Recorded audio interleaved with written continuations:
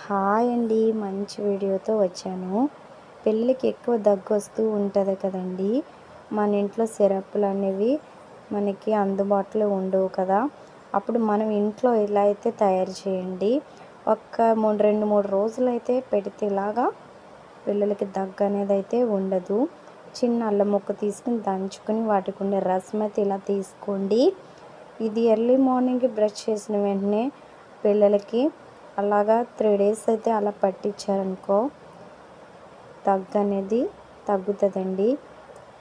Honey ఉంటే 3 drops అయితే వేసుకుని మిక్స్ చేసి వాళ్ళకైతే పట్టించండి.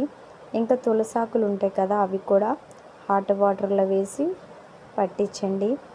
అవి చేయడం వల్ల పిల్లలకి ఎక్కువ టానిక్లు అవసరం లేకుండా మన ఇంట్లోనే పిల్లల్ని మనము జాగ్రత్తగా చూసుకుంటాం.